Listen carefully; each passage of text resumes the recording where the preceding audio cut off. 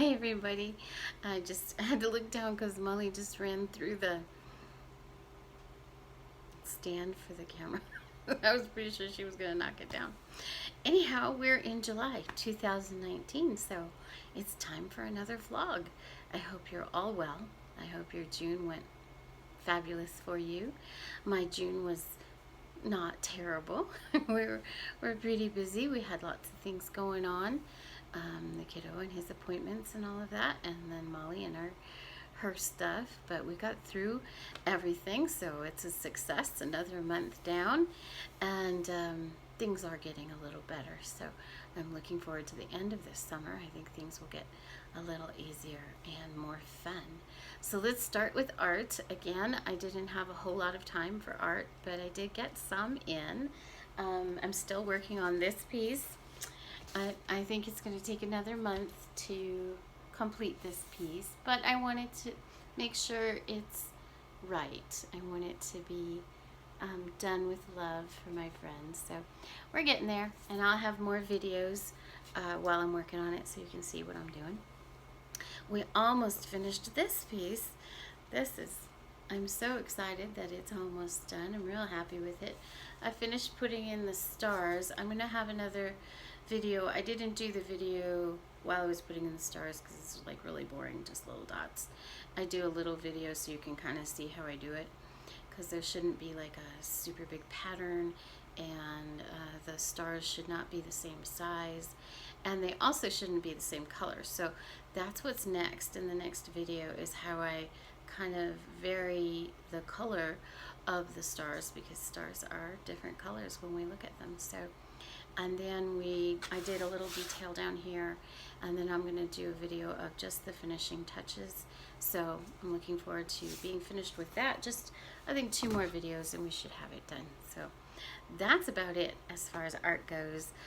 You know, I still have prints available on fineart.com, and I still have my website, stacysartstudio.net, with the original pieces available. And you know, I'll be painting more, you know, in the future, but I'm not giving up. I'm enjoying it still. It's just, you know, different times in my life I have to slow down a little bit, which is, you know, fine. That's life. It does that. Plus, I get obsessed with certain things like gardening. You know, the last video I talked about how I think I got tricked into doing all this work because it's in the middle of summer. In the middle of summer, I think every gardener is like, why did I start this? What was wrong with me? I could just go buy all my food. I don't need trees. What was I thinking? Because by then you're pretty tired. But also, you know, in July you start to see the results. So food, we've already had food on the peach trees. We've collected quite a few peaches, a couple of peaches a day, which is fantastic. You know, hubby comes home, goes out and gets himself 2 peaches, and he really enjoys that. I tell you, he could eat all the fruit all day long that I could possibly provide. So it's really nice that we have that available. The second tree has peaches on it, but they have not become ripe. So I was a little worried because the first tree had peaches and they became ripe pretty quickly. But it looks like they're starting to ripen on the second tree. So we'll see, you know, if it's all right. We'll see. But, and you know, last month I blamed Monty Don, the gardener from Britain, because I love watching his shows. And, you know, England environment compared to Albuquerque environment are pretty different. However, it's amazing how many plants that can be used. Excuse me, I'm going to reposition myself. There we go. My back was bothering me just a little bit. There are quite a few plants that work well here in a drought-tolerant way that also work really well in very wet areas. So I enjoy watching the show to get ideas on how to put things together. A lot of times, different shows that he's been on, and of course I enjoy YouTube garden channels. I watch a whole lot of those, like M.I. Gardener, Roots and Refuge, Charles Dowding, I think that's how you say it, and a new one, Josh Staten, and then there's a few others I'll mention next time, but I really enjoy watching them. They give me a lot of great ideas. I love watching homesteading stuff because that's kind of what I grew up with, and my goal is to be able to preserve foods so that we have fresh foods year round. I'd like to lower our cost of food, but having good food at the same time. So I really like to do things the old-fashioned way, just like I do all the lotions and balms and oils. I absolutely am obsessed with that, and I've seen such benefit to our lives that I really enjoy doing that. But as far as the gardening goes, I thought I would talk this month about heat. So everywhere across the country, the U.S. that I live in, it's very hot right now, and I'm not comparing our heat to anyone else's. I think that we actually get off a little bit easy compared to a lot of other places. We don't have the humidity to deal with, and we also don't have the crazy heat numbers that Phoenix or the desert in California gets. But we have a specific environment. In our environment, our atmosphere is thin, and the sun is hot. We're closer to the sun because we're in the higher elevation, and it makes the atmosphere thinner, being dry, so we don't have any kind of humid atmosphere to protect us from that sun. So I talk about the sun a lot, but this time of year we have to really be cautious about safety. So we want to really enjoy New Mexico. I love New Mexico, but we have to be cautious in how we do things so that we can enjoy it and it doesn't hurt us. And of course, it depends on where you live in New Mexico. There's a broad difference in weather patterns. So south of here is a crazy heat and even drier. And then north of here, there's snow, and there's still snow. And a higher elevation. So New Mexico is pretty broad as far as that goes. We don't have much water. But this year we've had a lot of water because those high mountains got a lot of snow, and they've continued to get snow. In fact, they're still skiing up there where I used to live, and they're skiing through July 4th. And I remember the first year we moved there, the first year we were there, it snowed at our house July 4th. So it can happen. But it's been good that it's continued to snow and stay wet up there because we didn't have a fast runoff. If we'd had a fast runoff, I think we would have had flooding down here because the Rio Grande is super full. The last, 5-10 years, if you tried to kayak down the Rio Grande, you'd get stuck in the sand because it was just so low. You could just see the bottom all the way into the middle of the river. And now you don't see the edges of the river. It's up in the Coyote willow. It looks kind of like marsh, but it's just dry willow.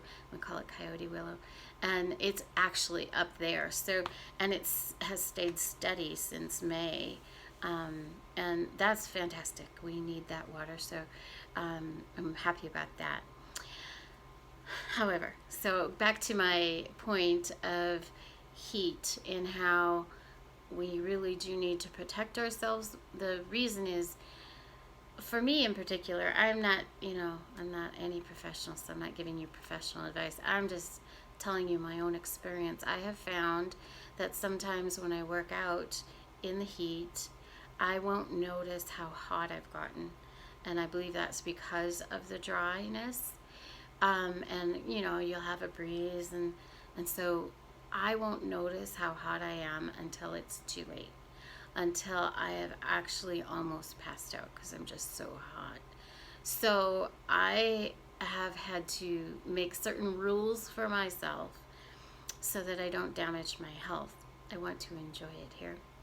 Last year I worked a lot in the hot sun because I was really moving a lot of rocks, but when we hit the super high heat, then I cut back and worked in the mornings and evenings, and it's still hot in the mornings and evenings. And in Albuquerque in particular, where I live, the hottest months are July, August, and September. And so those are the 3 months that I always try to pull back and not build a lot of things, not move a lot of rocks, but just maintain. So right now I finished a lot of stuff in the secret garden last month, but now we've hit the really high heat.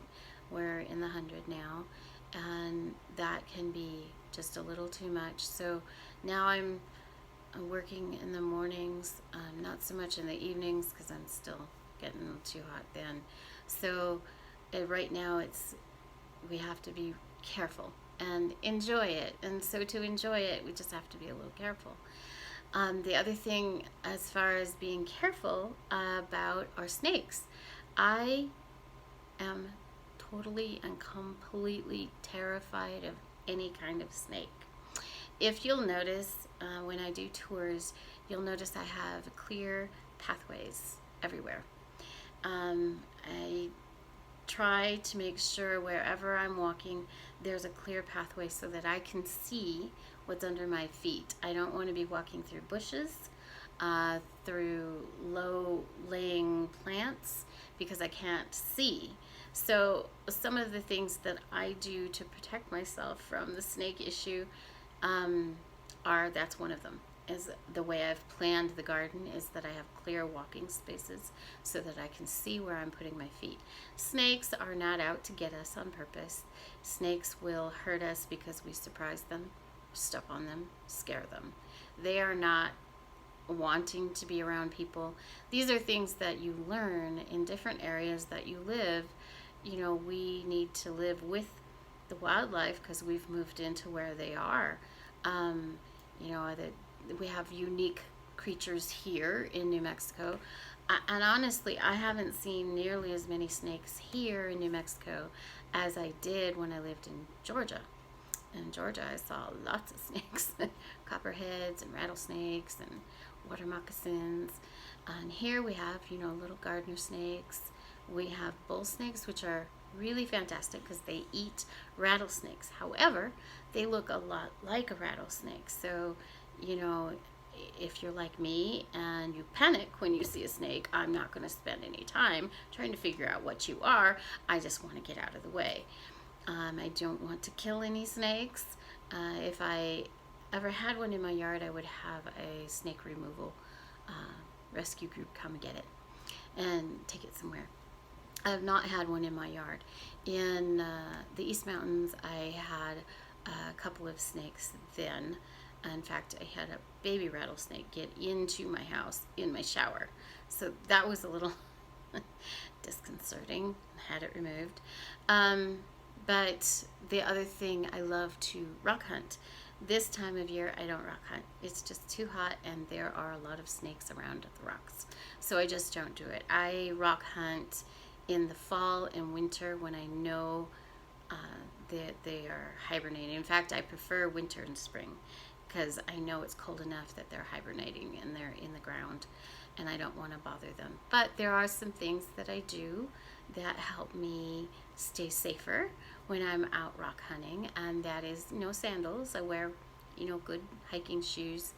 One of the myths that, you know, I was told when I was a kid, that it was a myth by people I consider to be experts in the field of snakes, was that, you know, tall boots really don't do you much good because snakes have a much higher range, shooting range. They actually get closer to your thigh, your hip.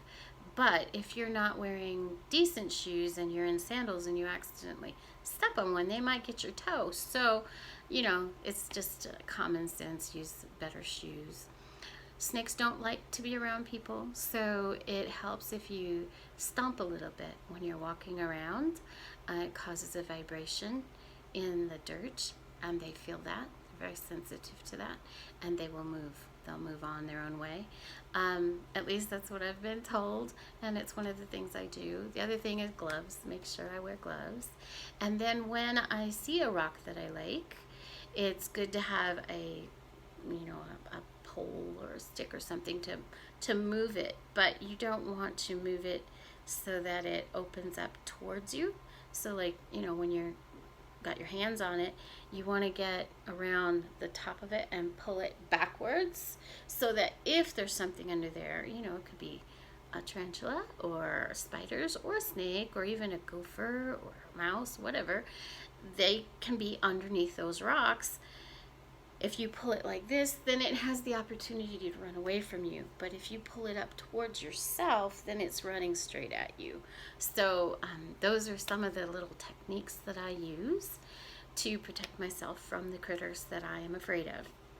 I'm not afraid of coyotes or bobcats or any of those kind of critters, because I know that, for example, coyotes, you could run into trouble with any wild animal. If you mess with a coyote, he can hurt you. Don't mess with them. Just avoid them. They really are here. They were here before we were, and now they're here with us, and they need food and water.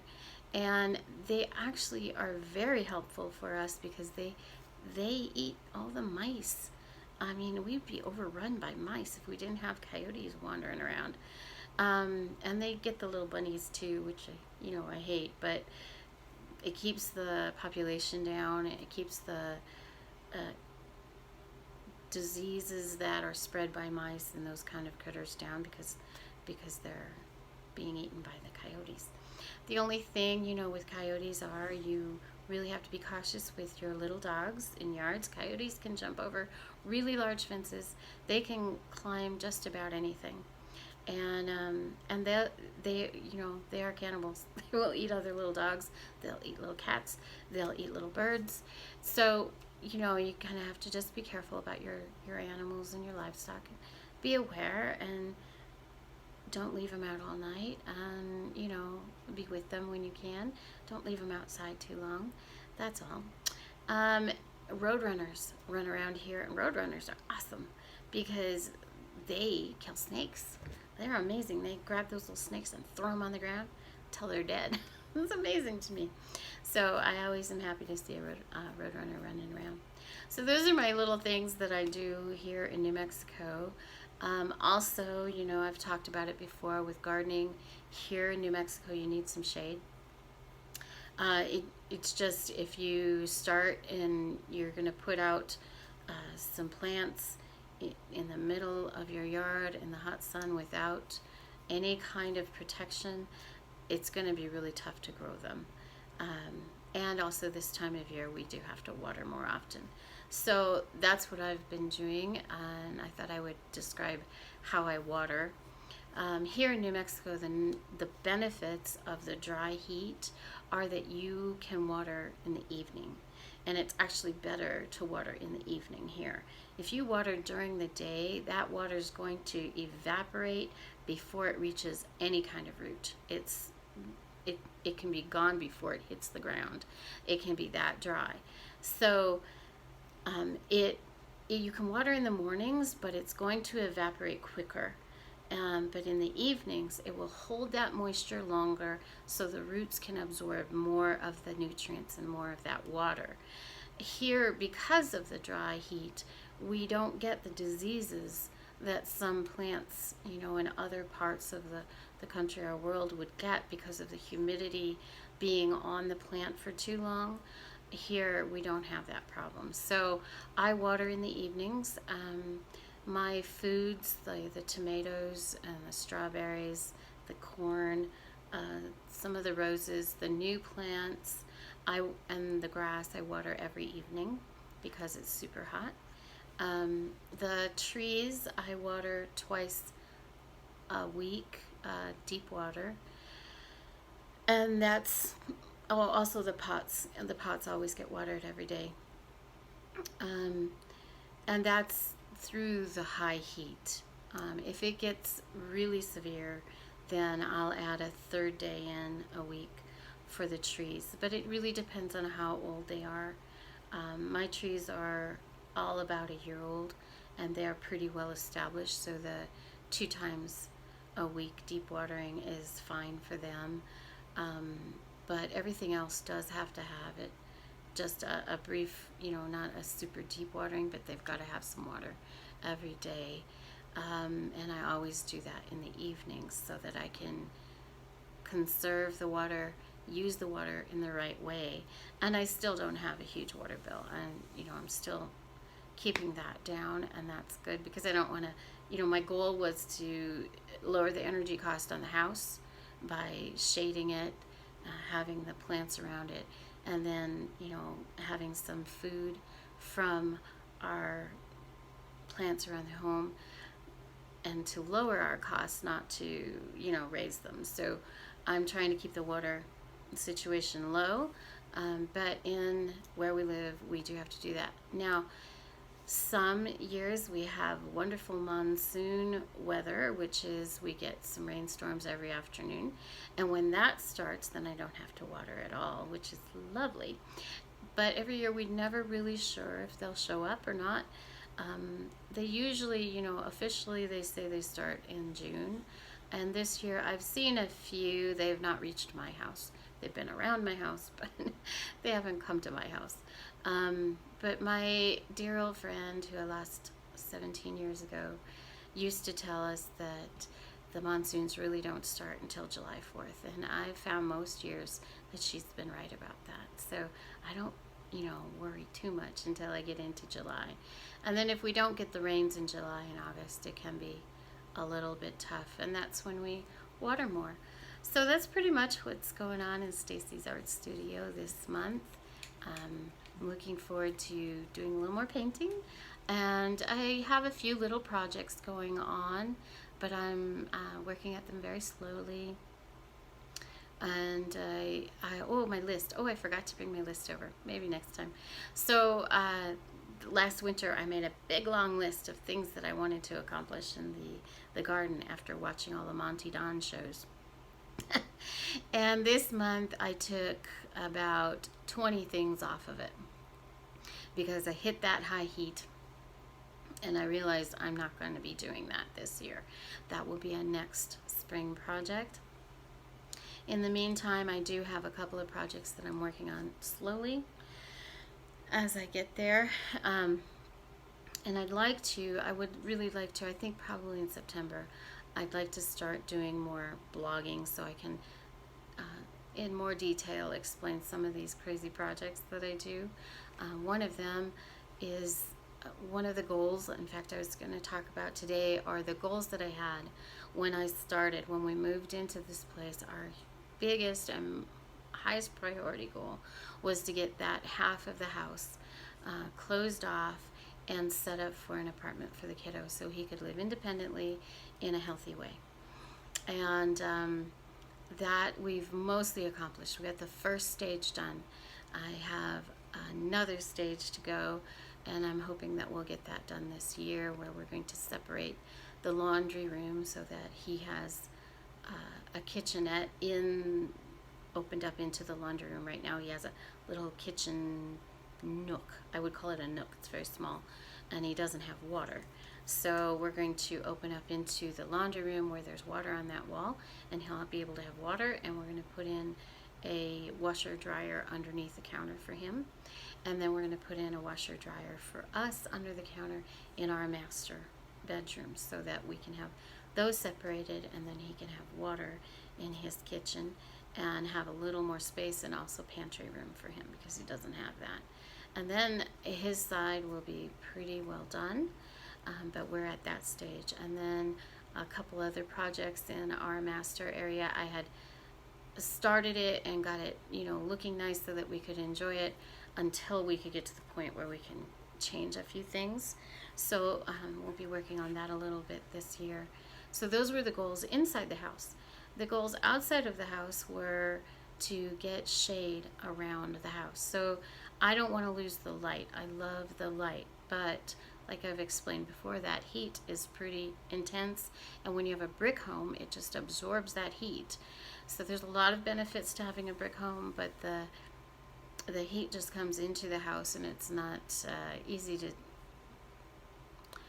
keep the energy costs low. So and one of the great things would be solar power, but we're not to that stage yet. So in the meantime, I felt the best way is to cut down on how much sun is being absorbed into the home. So I'm about 3/4 of the way done with that goal. I have the shade over the front windows, and those shutters have made a massive difference in the home. But I'd like to do a blog about how I put those shutters together, because it's a very unique and creative way that I managed to get that done, and it's really helped the house so much. And we haven't lost light, much light, and we can still see outside, and we have privacy, and that's really helped a lot. And then the secret garden did the pergolas, and that has cut down on the heat on that wall, and the honeysuckle too. They absorb a lot of that heat. And then in the front the desert cottage garden that I'm calling it, been getting up the trellises, and I'll be doing a video tour of that, of course, later, so you can see what's been going on there. That's really slow, but I'm making progress. I have one wall pretty well covered, and that has made a huge difference. It's the wall where the kitchen is, so it's not quite as hot in the kitchen anymore. We put window tint on the kitchen window because the sun was coming through there really harshly, and so we didn't lose the light at all, but we lost some of the heat, and so that's really good. And then the back, when we put the privacy fence up around where the kiddo side is, that cut back on the heat that hit that wall on his side, and then that other wall was already shaded. So I really only have this wall over here behind our master bedroom to shade, and I have a plan for that. So I'm looking forward to getting that done. But again, you know, in the high heat, I'm not doing a whole lot of work. So those are kind of the things. That goal is very close to being finished. The other goal was to provide some food for the bees, and this year has gone really well. The Russian sage has been super popular. It's been full of bees all the time, and then the herbs out back has been full of bees. And I still haven't quite got the water fountain done in the back gardens, but I think I'm going to get it done before I do a tour of it for you in July. And that water is going to be floating over the rock, the big rock, so it won't be very deep, and it'll be a watering place for the bees as well. So, you know, I think it's fascinating how the earth is made, in that these little tiny creatures, these little bees, provide almost all of our food. It's amazing. And so, you know, I really wanted to help the bees out and have a place for the birds. And I tell you, I have lots and lots of birds this year. When we first moved in, birds flew by, but last year they started stopping in, and this year they're really hanging out. The hummingbirds are hanging out, and it's really lovely to see that, and it adds such a nice quality to life. So those were pretty much the goals that I had when I set out this process, and I feel like I've mostly accomplished them. So I think one more year and I will have structure pretty much in place, and maybe 2 more years and I'll have a pretty well established stuff growing outside, and I'll have to start cutting it all back, which is a really great problem to have here in New Mexico. So I've really enjoyed the growth. It does take quite a bit of work to get it established.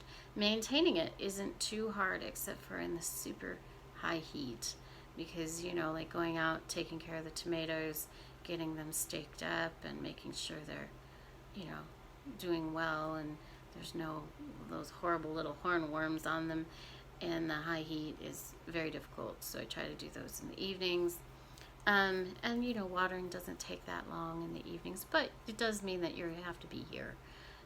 Not a whole lot of traveling in the summers, but I haven't been traveling that much anyway because of the kiddo and his health. I'm thinking maybe next year in the winter we'll be sneaking off a little bit. Let's hope. Anyway, I hope you're all having a beautiful summer, and you're having lots of fun, and you're spending time with your family and your loved ones and your silly dogs, and you're growing something fun. I hope you're having a great time, because life should be full of fun things. Bye, guys.